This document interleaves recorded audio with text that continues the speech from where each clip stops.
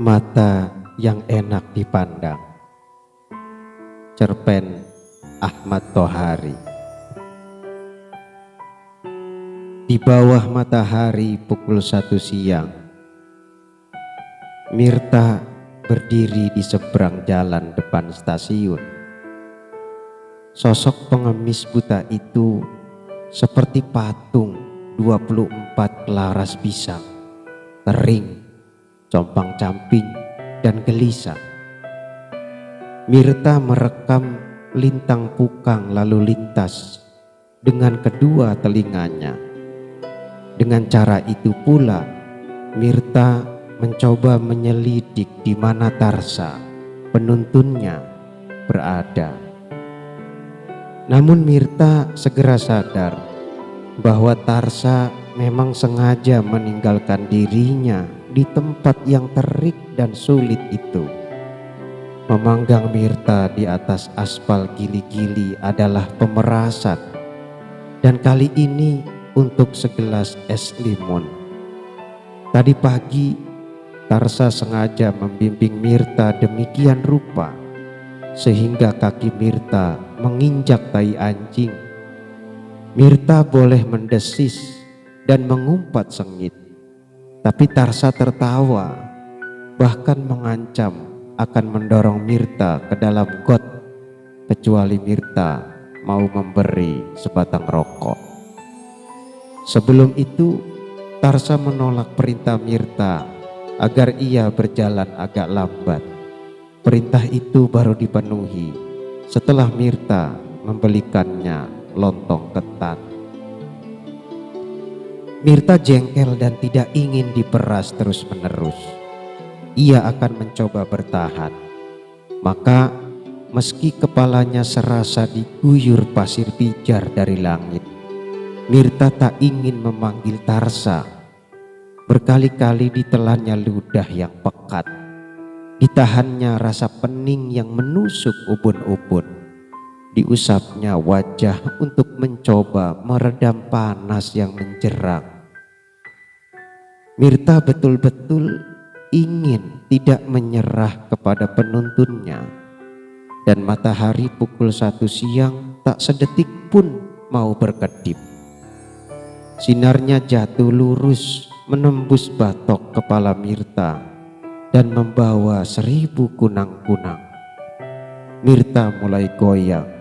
Ia bergerak untuk mencari tempat yang teduh dengan kekuatan sendiri. Kaki yang bergetar itu mencoba turun dari gili-gili. Namun sebelum telapaknya menyentuh jalan, klakson-klakson serentak membentaknya. Mirta terkejut dan surut. Kembali menjadi patung pelaras yang gelisah, Mirta berdiri goyang di atas gili-gili. Kunang-kunang lebih banyak lagi masuk ke rongga matanya yang keropos. Kedua kakinya bergerak lagi. Kini Mirta bukan hendak menyeberang, melainkan berjalan menyusur trotoar. Mirta harus meninggalkan tempat itu kalau ia tidak ingin mati kering seperti dendeng. Namun baru beberapa kali melangkah, Mirta melanggar sebuah sepeda yang diparkir melintang. Sepeda itu tumbang dan tubuh Mirta serta-merta menindihnya. Suara berderak disambut sorak-sorai dari seberang jalan, dan itu suara Tarsa.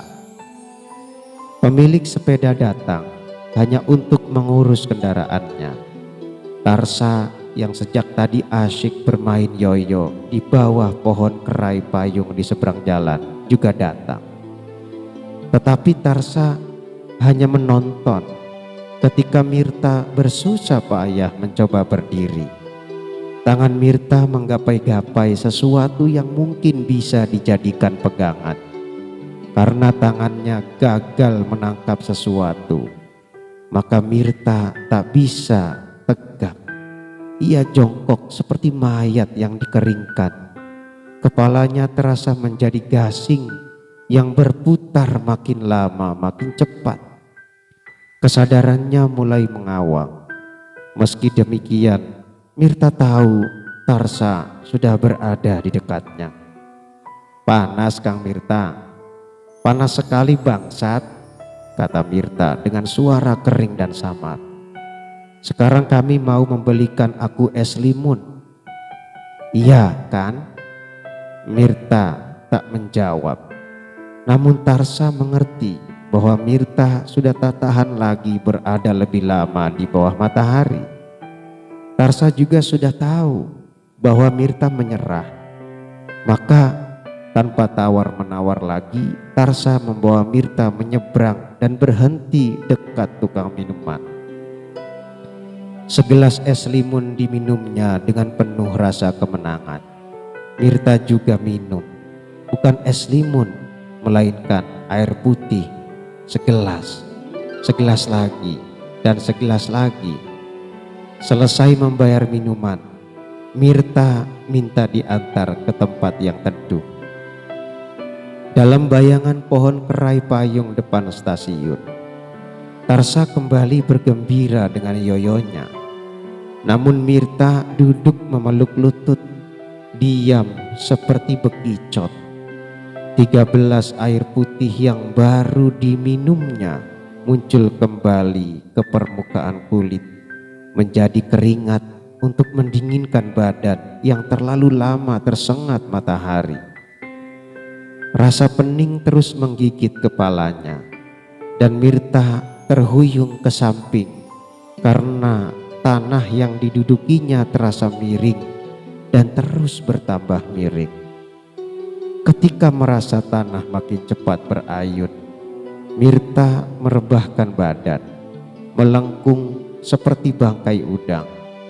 Keringatnya mulai mengering karena sapuan angin, tapi wajahnya perlahan-lahan berubah pucat. Napasnya megap-megap, terdengar rintihan lirih dari mulutnya. Lalu segalanya tampak tenang.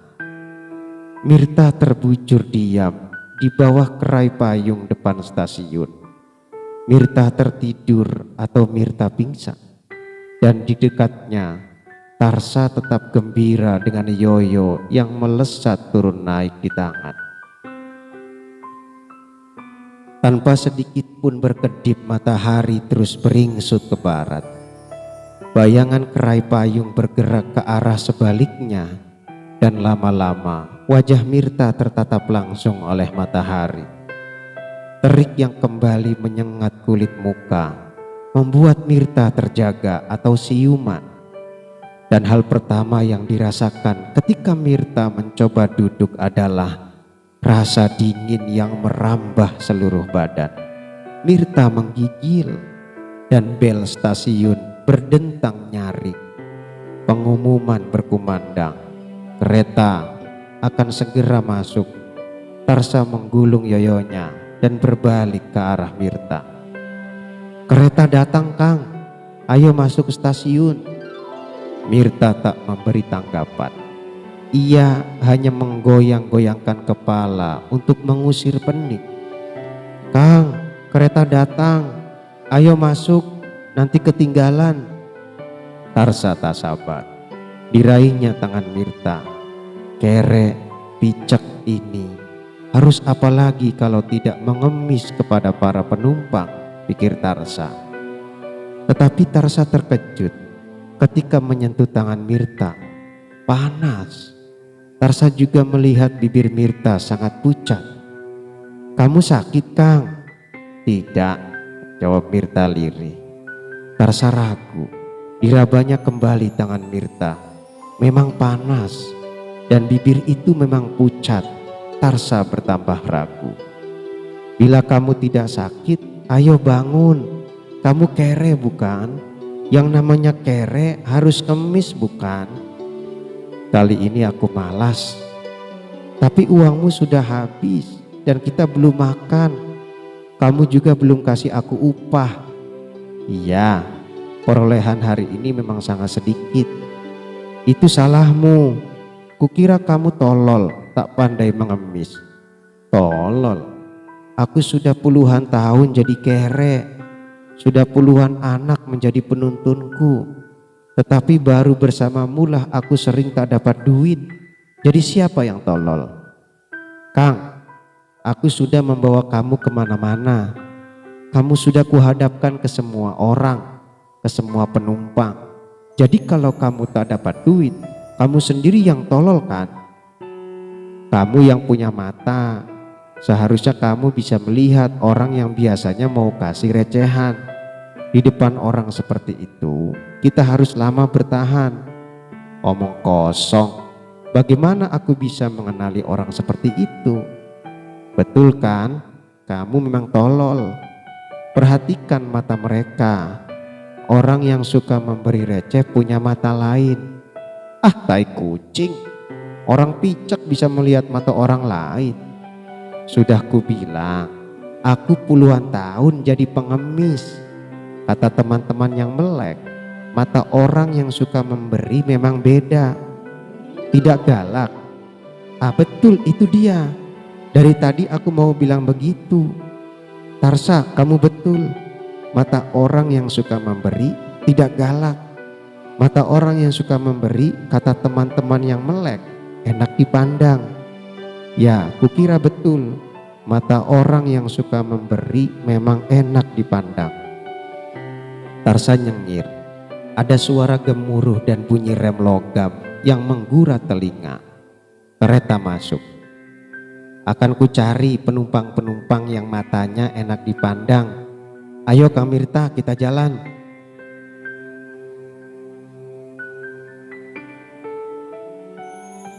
Mirta tidak sedikit pun bergerak.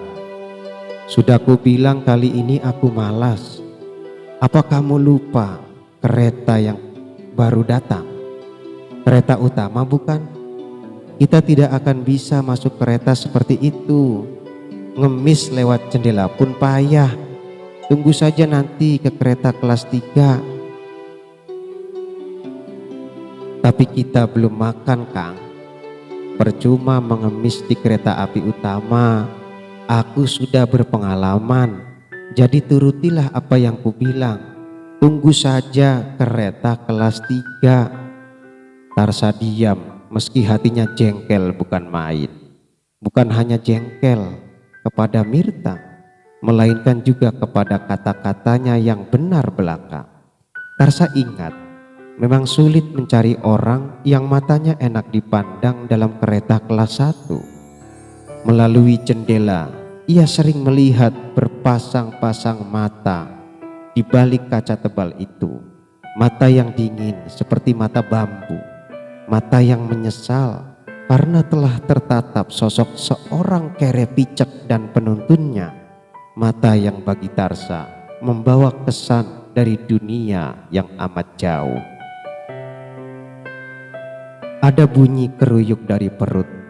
Tarsa menelan ludah. Ia mencoba melupakan semua dengan yoyonya. Tetapi bunyi dari perutnya makin sering terdengar. Tarsa keluar dari bayangan kerai payung, berjalan tak menentu dan berbalik lagi. Ia ingin mengajak Mirta untung-untungan mengemis kepada penumpang kereta yang baru datang. Tetapi dilihatnya Mirta sudah rebah kembali. Tubuhnya menggigil dan terasa sangat panas. Ketika Tarsa meraih tangannya, Tarsa memandangi penuntunnya itu dengan perasaan campur aduk. Mungkin ia menyesal telah menjemur Mirta terlalu lama demi segelas es limun.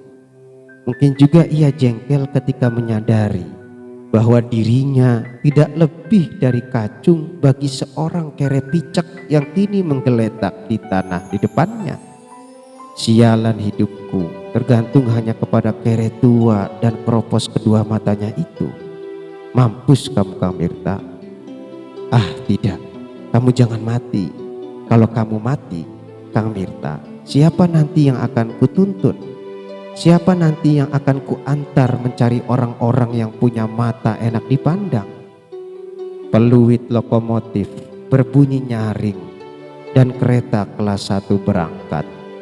Mata-mata sedingin mata bambu yang datang dari dunia sangat jauh bergerak meninggalkan stasiun. Matahari melirik tajam dari belahan langit barat. Ada pengemis buta terpujur lunglai di bawah pohon kerai payung depan stasiun. Tarsa sungguh menyesal telah memeras habis-habisan lelaki yang meski kerek dan buta, namun dialah satu-satu orang yang tiap hari memberinya upah. Bahkan Tarsa mulai takut Mirta benar-benar sakit lalu mati. Dalam ketakutannya, Tarsa berpikir bahwa dia lebih baik tidak lagi menyiksa Mirta. Tarsa juga berpikir bahwa sebaiknya ia ikuti saja semua kata-kata Mirta, hanya mengemis di kereta api kelas 3. Dalam hati Tarsa mengaku, sebagai pengemis Mirta sudah sangat berpengalaman. Bel di stasiun kembali berdering. Diumumkan kereta lain akan segera masuk. Tarsa hafal yang akan tiba adalah kereta kelas 3 dari Surabaya. Ditolehnya Mirta yang masih menggeletak di tanah. Mulut Mirta setengah terbuka. Bibirnya sangat pucat, napasnya pendek-pendek. Ketika diraba, tubuh Mirta masih terasa sangat panas. Kereta masuk dan remnya terasa menggores hati. Perut Tarsa berkeruyuk. Tarsa ingin menggoyang tubuh Mirta, tetapi ragu. Maka Tarsa hanya berbisik di telinga lelaki buta yang tengah tergolek itu. Lirih bisiknya, "Kang Mirta, bangun. Kereta api kelas 3 datang. Ayo kita cari orang-orang yang matanya enak dipandang." Tak ada reaksi apapun dari tubuh lunglai itu. Matahari makin miring ke barat, namun panasnya masih menyengat. Tarsa gagap, tak tahu apa yang harus dilakukannya.